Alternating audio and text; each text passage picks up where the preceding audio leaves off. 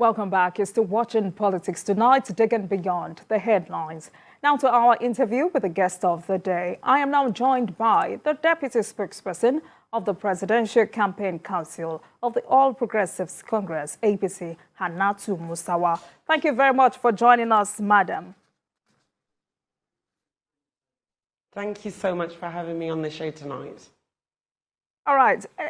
Congratulations to you first. But then the presidential election has come and your party, the APC, emerged victorious. How will you describe the battle? Oh, it was... Thank you again for having me on the show. It was a very, very grueling battle. And as Nigerians can see, it was a very hard-fought battle for all parties concerned. But at the same time, you know, it was a very exciting one for those of us. It was very anxious at times. It was very unpredictable. But I guess that's the beauty of the system that we live in, where we have a democracy that we can see within this cycle has developed to a point where Nigerians have the ability to completely change the map and the trajectory of the political map, which is a good thing. But I'm just so glad that it's the end of the exercise, and at the end of the day, APC and Bola, Tinubu and Kashim Shettima were victorious, and I'm very excited to see how they're going to implement their programs for the progress of Nigeria. All right. As a member of the APC PCC, what are the factors you will say contributed to the victory of your party? Well, there are many factors, I think. I think the main thing is the character and the background and the antecedents and the political trajectory of our principal himself, the president-elect. Asiwaju Bola Tinubu is a man who has spent decades not only giving his life for the freedoms that we enjoy here in Nigeria, but he is a man who has put a lot into building this nation.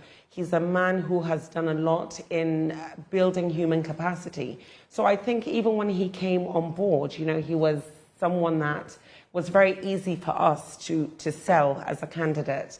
So I think that was the main factor. And the fact that he was also supported by Alhaji Kashim Shettima, another incredible human being, a very brilliant, cerebral person in the name of Alhaji Kashim Shettima, I think that helped a lot as well. And then at the same time, they were able to put a team together that was able to run a very robust and intricate grassroots campaign in a way that we were able to take the message of Asiwaju Bola Tinubu to the very grassroots. So I think that's the core of where we got our victory. But at the same time, one has to look at other factors as well. You know, one can't gloss over the fact that in this particular cycle, there was something very, how can I say, almost revolutionary that happened. For the first time in a very long time, we had a third or even a fourth force, which was very, very formidable, has always been very formidable from the very beginning. And it grew stronger going up to the election. So that played a major part in specifically decimating the opposition, the way we saw it, and the manner in which the opposition to our party, the opposition to APC, the manner in which they conducted their elections played into how APC was able to keep its base and win. Because APC was one united. You had three people from the opposition, the NNPP, Rabiu Musa Kwankwaso, Peter Obi in Labour Party, and Atiku Abubakar in PDP, who actually split their votes. And, you know, it worked to the favour of APC. And I think, you know, we have to give kudos to them. I think every one of us, every party, ran a very fantastic campaign, a very admirable campaign. And at the end of the day, one person has to win. And it just happened to be Asiwaju Bola Tinubu. He was the one that was able to satisfy the legal requirements of emerging as president. And, you know, that's what has happened. He's collected his certificate of return and is now effectively president-elect of Nigeria. All right, so looking back at last weekend's election, APC lost in most of its key states, places like Lagos, Kaduna, and Katsina. How shocked were you about this, and how is the party taking this? I personally was absolutely gutted when we lost Katsina because I'm from Katsina State and we fought hard, really, really hard to win Katsina. Albeit we lost Katsina, we only lost by 6,000 votes, but it was still a loss. It was, we lost Lagos, we lost very key areas of APC. We lost Lagos, we lost Kaduna, we lost Yobe. I mean, traditionally, these are key APC states. We lost them, but we understand that this was democracy at play, and we appreciate that the people had an ability to have their say-so. So even though it was heartbreaking for some of us to see places like Katsina and Lagos go, as Democrats, we appreciate the fact that this was what the people wanted, and we accept it for what it is. But we're not letting that stop us because we still have another election in a week's time, which is the governorship election, and we're going to do everything in our power within the legal ambit of the law to make sure that we're able to retain those states for APC. Well said. But then some analysts are saying this electoral pattern may continue in the governorship election. So how worried are you as a party over this? Well, I wouldn't say we're worried. Well, of course, one would have a level of trepidation, but at the same time, it's a challenge, isn't it? It puts us in a position where we know that we have to work a lot harder. And of course, we know the situation that Nigerians have been going through. I think that also, I should have mentioned, probably was a factor in the way the election panned out. But I don't think we're going to let anything stop us trying to get control of those states that were traditionally APC states. And at the same time, it's not going to stop us trying to go into the other territories that are not APC states and do the kind of robust campaign that we've always done to ensure that we're able to clinch power at that level, at the gubernatorial level, and for our members of the State Assembly. We're going to do everything within our power in trying to campaign and looking at all the areas that we had lapses, the little lacunas that we had, and trying to address them. And I hope that we get some of those states back, but I sure hope that we get at least Katsina back and Lagos. Well, I must say that it was actually very shocking to see the APC losing in President Muhammadu Buhari's state. Now, don't you think you are in danger of losing the governorship election in Katsina State? Absolutely not. By the grace of the Almighty, we will not be losing Katsina State. I'll be traveling to Katsina State tomorrow to continue with the grassroots campaign. You know, in Katsina State, we have one of the most formidable candidates that Katsina has ever had, Dr. Dukorata, an extremely intelligent and very cerebral young man who is ready, has so much energy and has so much to offer Katsina State. And if you pair him together, put him next to the closest candidate of the PDP, which is Yakubu Lado Amarke, is literally, like I've said, like comparing night and day. And I think the people of Katsina know that. And no, we're going to do everything in our power. I mean, we lost the presidential election by only 6,000 votes. We were able to deliver 480-something thousand votes to Asiwaju Bola and Tinubu against that of the PDP.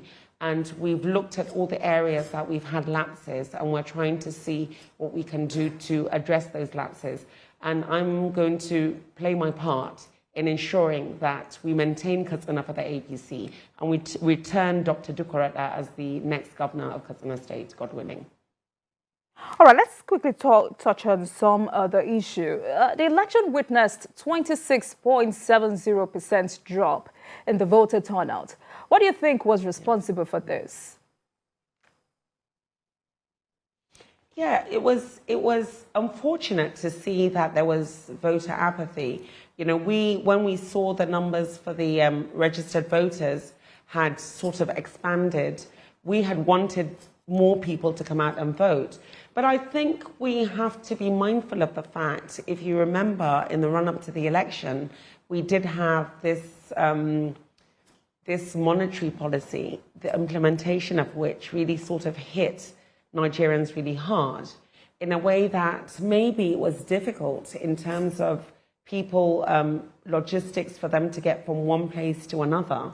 Maybe that played a factor as well. And I think towards the end, from my own perspective, I saw that religion was really being brought into the fray in this election. And from my own community, I know that really sort of played negatively. It seemed as if there were certain candidates in certain parties that were sort of trying to appeal to religious sentiment and stuff like that, and regional sentiment. And I think that put some people off, rather than galvanize people to go out and vote. I think it put some people off. So I think the whole monetary policy and the way it played out in affecting people's living conditions, I think that played a part in creating the apathy that we saw. And I think as well, the way the whole religion and the whole regional politics came in, I think it kind of put some people off, especially from my part of the country. All right, but as the deputy spokesperson of the APC Presidential Campaign Council, how well did the party mobilize members and the electorate for the election? We tried to mobilize as much as we can. Of course, there was a limitation because, there was no funding within even the ambit of the law, because we do have to recognize that under the Electoral Act, it gives certain candidates the right to use a certain amount of money to do their mobilization, pay for their agents, and so on and so forth. But it wasn't available because you didn't even have access to the banks. And then you tried to even do transfers to do the basic mobilization that you're allowed to do under the law. And you were not able to do it because, the system was completely overwhelmed. So we did as much as we could, but it was very, very challenging and very, very difficult. And I know this because being on the field, being at the very grassroots, I found it very difficult to even mobilize some of my family members, because obviously they live in the very rural areas. I always say I'm a village girl, and I come from a very rural part of Katsina State. And a lot of my family live in places where they have to travel to go to the nearest polling station. And it was very difficult to even be able to get my own family to go to to their polling stations, because I wasn't able to get funding across to them. So it was difficult, I think, for everyone, and I think everyone did the best they could. And not just for us, I think every party did the best they could, because we were all existing within this situation that we were all going through, and I think everybody did the best they could. And, everyone's supporters came out, they gave them their support, and at the end of the day, despite all that, Asiwaju still emerged as the victor, even though there's no vanquished. We're all winners in this game of democracy, I think. But it is what it is. All right, so are you saying the cash crisis played a huge role in the low turnout of voters? Yeah, I think it did. I think it definitely did. There's no doubt that it did. Because obviously, to get from one place to another just to cast your vote, you've got to pay for your transport. And of course, you have the fuel situation. In some parts of the country, there were even no fuels at the filling stations. And, there are people that have to walk miles to get to the nearest polling station. So obviously, it must have played a part in the sort of apathy or the sort of low numbers that we saw in the election. In that regard, the governorship and state assembly elections are just about 10 days away. How confident are you about a better voter turnout? I'm actually worried about a better about the voter turnout. I hope it will be more, because it's always nice to see more Nigerians. We want more people to have a say-so in what happens in their life and in their future, and what programs will be implemented in their candidates. So it would be nice to see more people turn out. But who's to say? Who's to say? Because there are parts of the country where apparently there was even violence. And, so those particular parts of the country where you saw a lot of violence, and there were even some intimidation in parts of the country. We heard about high intimidation of voters in the southeast. So I don't know whether that is going to encourage people to come out and vote, or it's going to make people more galvanized to go out and exercise their civic duty. But whatever the case, we can only do our best. And I encourage everyone out there to go out and vote, because this is your time to have your say about what happens, especially within your respective states. And this is the only time that you get to do it, every 4 years. And I really hope that Nigerians will be energized enough and be confident enough to go and cast their votes, so that they can make a difference in what happens in their lives and in their families' lives and in their communities. All right, if you would agree with me, this election, especially the good performance of the Labour Party, has changed the electoral map of Nigeria. What does this hold for the future of the APC?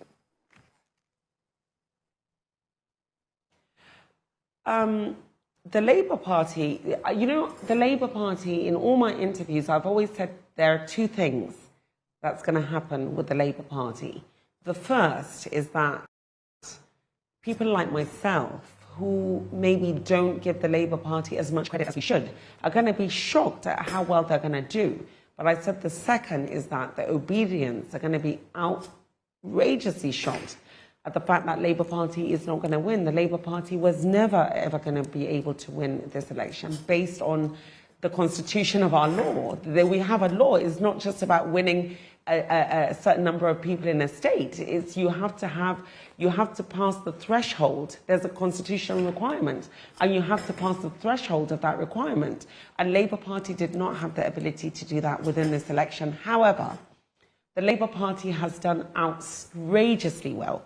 And I, as a Nigerian, am extremely proud of the kind of stride that Mr. Peter Obi and his running mate, Alhaji Dr. Baba Ahmed, have done.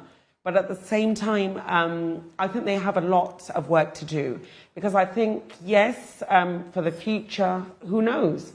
Maybe their movement is going to grow. But as long as the Labour Party maintains their movement based on religious sentiment and ethnic and regional sentiment, they're always going to have a problem, because the Labour Party was unable to enter inside the north. It was unable to penetrate the core north, and you're not going to be able to win any election without being able to penetrate the core north. So as things go, if things continue the way they are, I think APC is still in good stead.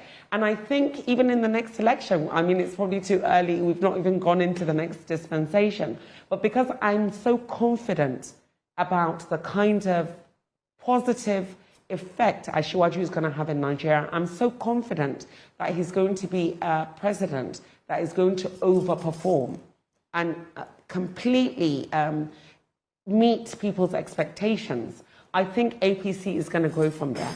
I think for whatever people look at APC now, when Asiwaju takes over, I think the kind of reform and the kind of innovation he's going to bring into Nigeria is going to help APC grow. So I think it's not us that's going to be looking at the other parties as a threat. I think it's the opposition parties that need to look at APC more as a threat, with Asiwaju at the helm.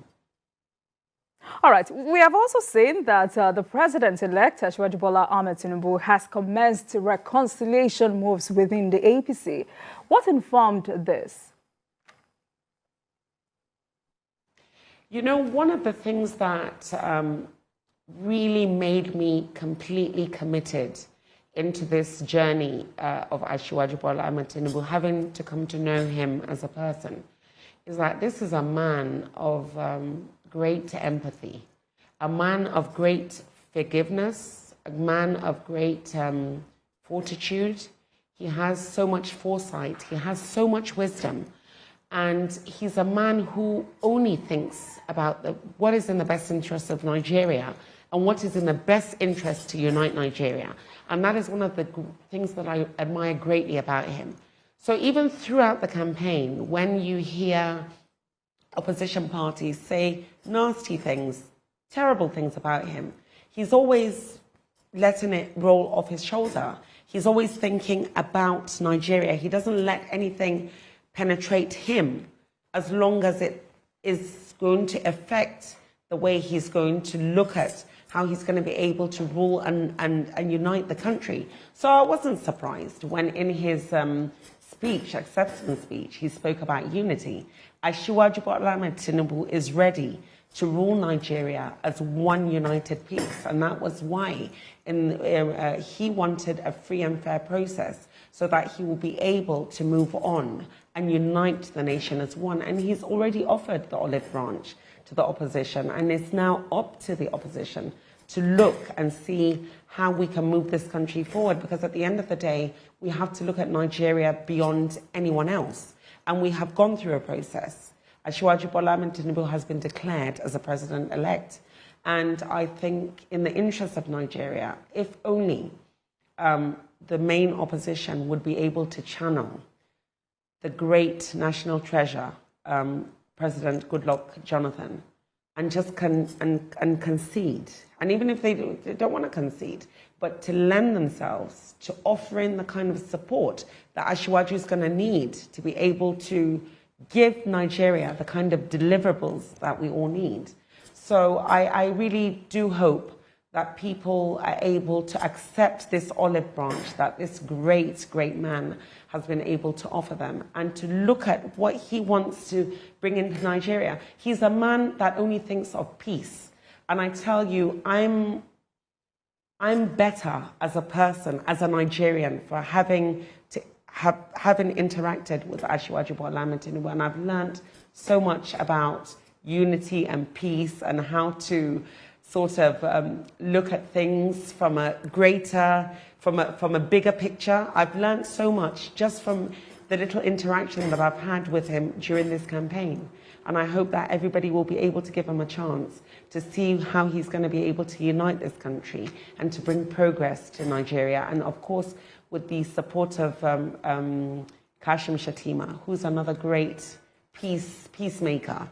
The two of them are really going to be able to do great things, and I hope that people open their hearts and allow them in, to allow them to do what they need to do for all of us. Fantastic. But talking about the aggrieved individuals within the party, do you think these aggrieved candidates will cooperate with him? Within the party or outside the party? The APC. The aggrieved people inside APC?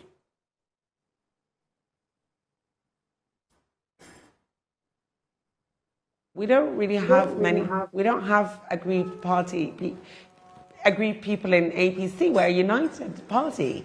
I mean, everyone is completely united behind Asiwaju Bola Tinubu, and we're united in helping him be the best ruler, the best version of him that he can be. So within the party, there's no grievance, really. We are completely united. But if you're talking about grievances from outside the party, we can only continue to talk and appeal to people. And, you know, if they don't want to, they have a right. They have a right to go to court. There's a platform, there's a right channel for them to allay their grievances in the way that satisfies our system.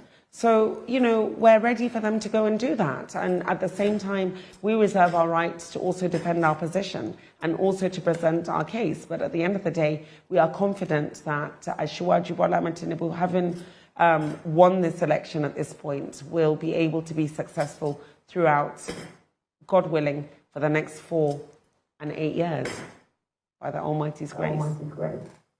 All right, so that takes me to my next question. This is concerning those outside the party. The opposition parties are raising concerns about the outcome, and Peter Obi of the Labour Party and Atiku Abubakar of the PDP have threatened legal action. What's your view on this?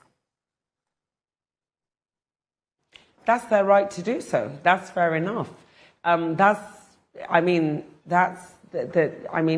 they really do feel that they've been disenfranchised in any way, we encourage them to be able to exercise that legal channel. I think it's better than trying to incite some sort of how can I say, some sort of an insurrection, because when a couple of days ago when the former president Olusegun Obasanjo wrote that letter, I felt, even though I keep on saying that, I think with all due respect and with all sense of appreciation for the service that he's given this nation, I think it was highly irresponsible, because it was very, it was sort of inflating emotions. So rather than do that, I think it's better, if they feel that they've been disenfranchised in any way, for them to exercise, going through the legal channel. And like I said, we reserve our right to go and defend ourselves and our position and present our own evidence. And at the end of the day, we are confident that even through that channel, we will still be victorious at the end of the day.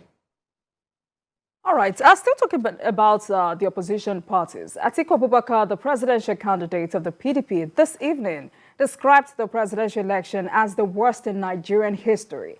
One, do you agree with his submission? He also accused the electoral umpire of being in a hurry to declare results, with the winner declared more than 72 hours after the election. Do you agree that INEC was in too much hurry to declare the winner? No, I don't agree with him that it was the worst election in history. I think even he knows that is not true. I mean, I remember in 2003, he was vice president then. If he thought this election was worse than that election, where I remember the result, the election was, I think it was in Anambra State, and it was supposed to be held on the 15th, and results came out on the 13th, 2 days before the election. So I can't even imagine Vice President Atiku saying that this was the worst election in history. Listen, this, to me, that defies logic. The fact that you had governors within their state lose their seats, sitting governors, the fact that you had a ruling party lose Lagos State and lose Katsina State, the state of the president, how on earth does it, does that not defy logic that if the ruling party was trying to rig the election, we certainly wouldn't let them win Katsina State or Kaduna State or Yobe State or Lagos State? I mean, to me, the fact that the whole map, the political map of Nigeria has completely been changed, to me, it's almost like a prima facie case that this election was actually predominantly free and fair. Of course, there's going to be little pockets of, irregularities here and there. But for the most part, I think people had the power to completely change things. You had governors in Plateau, in Benue, in Cross River, in Taraba lose their states. If they had an ability to rig, they would have not been able to lose. They wouldn't allow their states to be lost. So for me, that argument honestly defies logic. And it seems to me it's only because they didn't win the election, because initially when the results started coming out and the results of Lagos State were released and Katsina State were released and PDP were in the lead, you didn't hear anyone talk about the fact that it was the worst election in history. No. In fact, they were already jubilating. They were making, on social media and stuff like that, their spokespeople were jubilating. It was not until they realized when the results started coming in and they did they added up the numbers and they saw that Asiwaju had already passed that threshold of Section 134, and that he was going to lead when you added up the numbers. That's when you saw all this revolt in the collation centre. And I think for them to accuse the INEC chairman, I think is highly unfair. I think this INEC chairman was incredibly courageous on that day. He didn't let himself be deterred from doing his own responsibility. He had a job to do, and he had committed himself to doing that job, and he didn't let anyone sway him from doing that job that day. Even though they tried to coerce him, they tried to bully him as he was doing it, he remained steadfast, and he delivered in the way that he was supposed to. And then he advised that, they could follow the legal channel. It's not like they've been stopped from doing that. The INEC chairman had a job to do that day, and I think thank God that he did it in the way that he did. Because had he not done it, this country would have been, honestly, people would have been more up in arms than they are now. Because he would have not done his duty in the way the law required him to do. And that would have been unacceptable. So I think it's unfair for them to continue labelling this INEC chairman. I think he did the very best that he did, and thank God that he did what he was supposed to do in accordance with the law. And I think I would want to hope that the opposition principals and the opposition candidates would try not to heat up the polity, since now they've made the decision to go to the courts. Then let them do that, and let them stop the rhetoric that's going to heat up the polity, and let them take a leaf out of the book of Asiwaju Bola Tinubu and out of the book of people like President Goodluck Jonathan, and even President Buhari when he lost elections in 2003 and 2007. He didn't come out to put out rhetoric out there that was supposed to heat up the polity. He asked for his supporters to remain peaceful and to allow them to follow this matter in the courts of law. And I think that's what they should do as responsible leaders they are. I think they should do that, and they should take responsibility to ensure that peace remains in Nigeria. It's very important that they do that. All right. Now let's talk about the challenge of governance. How prepared is the president-elect for this? Oh, Asiwaju Bola Tinubu is a man that was ready from day one. And I tell you, having known about the history of Asiwaju Bola Tinubu, I say that he's a child of destiny. He's a man who nothing has ever come easy for him, but somehow he's always been able to scale through. And, for me, I think the way this election played out, I can only see the hand of God, because there was a point in this election, at every point, to be honest with you, there has always been hurdles, but somehow,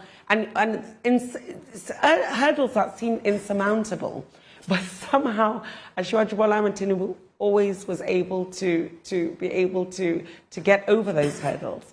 And for me, I always see the hand of God in whatever he does.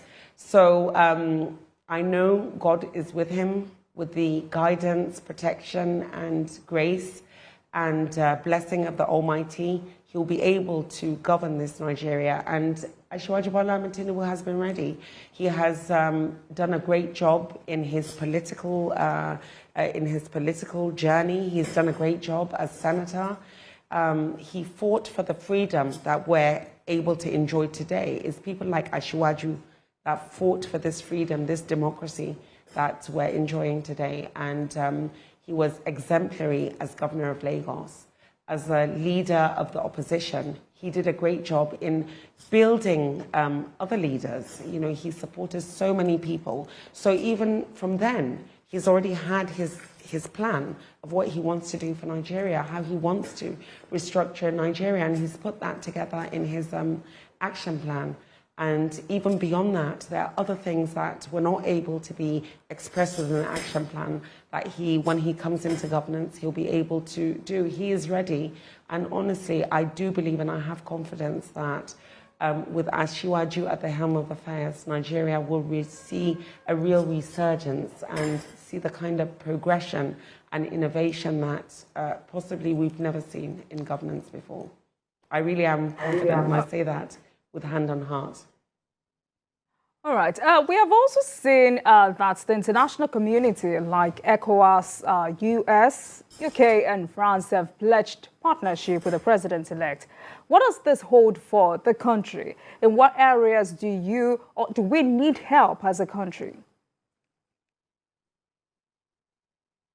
Well, there's so many areas that we need help as a country, and there's so many areas that we as a country can help others. We accept and all the partnership that the international community want to have with us. And thank God that the international community have made this kind gesture. And it also shows that the international community recognize that this election was largely free and fair, at least credible enough for them to recognize that Asiwaju Bola and Tinubu is the president-elect and are willing to work with him. We will work with them in a way that will not only make Nigerians proud, but will put Nigeria back on the map, on the global map, and for us to reclaim our position in the Committee of Nations and to be the pride of Africa again.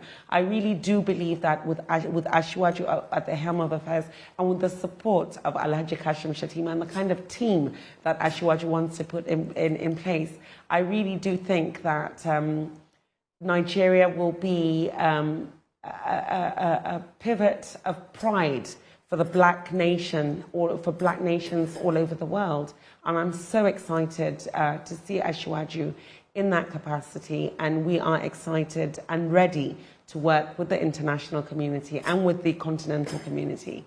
And yeah, we are ready for that. And we're looking forward to what the future brings.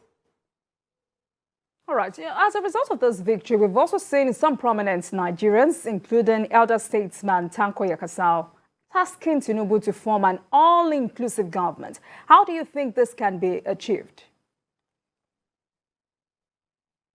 I'm sure Asiwaju, in his wisdom, will be able to carry as many people along as he can. You know, that is, I think, is really part of his antecedents. He always carries people along. It doesn't matter the situation that was before. He always he's a man of forgiveness. He's a man that looks ahead, that looks forward, that looks to the future. So I think Asiwaju will use wisdom together with Alhaji Kashim Shettima, and they will be able to apply themselves in a way that will benefit every part of Nigeria and everybody in Nigeria. And they will take as many people along as they can.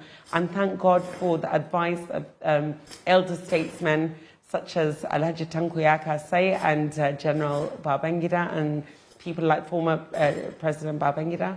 Yeah, so Asiwaju will do what he can to take as many people along because he wants everyone to feel a part of he wants everyone to feel a part of the project that he's going to implement in Nigeria, and he will do what he can to carry so many people along. And I trust that he will do this and use his wisdom in a way that he'll do that.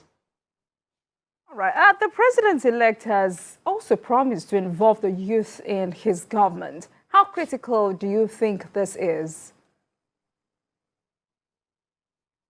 Sorry, can you repeat that question again? The president-elect has promised to involve the youth in his government. How critical do you think this is? Oh, he said it. Even in his acceptance speech, I think that formed part of the main body of his speech. And throughout this campaign, he always talks about including not only youth, but women. I am very confident, even within his kitchen cabinet, you're going to see the inclusion of not just youth, like brilliant cerebral youth. He's definitely going to take youth along, and most of his programs are garnered in a way that will benefit the youth, because he recognizes that the youth are the future of this nation. So he will do everything in his power to ensure that he empowers the youth, because they are the future of tomorrow. So I think everyone can the youth of Nigeria can look forward to the kind of programs that he's going to implement for the youth, and they can look forward to being included with this journey that we're about to embark on. All right. Having worked with Tinubu and seen him at close quarters, what kind of president do you think he will be? First and foremost, he's going to be a very wise president. He's going to be a very empathetic president. He's extremely kind. He's extremely generous. So all this is going to play a part. He's going to be a very smart president, a very wise one, I said. He's going to be a very inclusive one. He's going to be a very knowledgeable one. He's going to be a very forward-thinking one. This is the Asiwaju Bola Tinubu that I've come into close quarters with. And even during our campaign, when we went to states that had conflict in his speech, he always tried to bring the parties together. And I've never seen that happen. I've been in politics for a while now, and I've never seen a candidate, when he goes to different places and there are conflicts, to try to bring these parties together. And he did this in public several times. So I think he's going to be someone that will listen and try to understand people's grievances, and to try to bring everyone together. And he's going to be, most important, I said wise, but he's going to be a listening president. So he's not going to be a stubborn president whatsoever, because he's the opposite of stubborn. But Asiwaju, I think he's going to apply himself. He's going to give service. And he said that he's now at our service, not the other way around. And I can assure Nigerians that's what they're going to see in his application of his leadership. All right. It is a pleasure having you on the program again tonight. I have been speaking with the Deputy Spokesperson of the Presidential Campaign Council of the All Progressives Congress APC, Hannatu Musawa. Thank you very much for coming on the program tonight. We look forward to more conversation with you. Thank you for having me. And thank you so much for watching. That marks the end of today's episode of Politics Tonight. But the conversation continues from here. Get in touch with us on Twitter at TVCNewsNG and at Olajumoke using the hashtag Politics Tonight. We are also on YouTube at youtube.com/TVCNewsNigeria. I am Olajumoke Olatunji. Goodbye.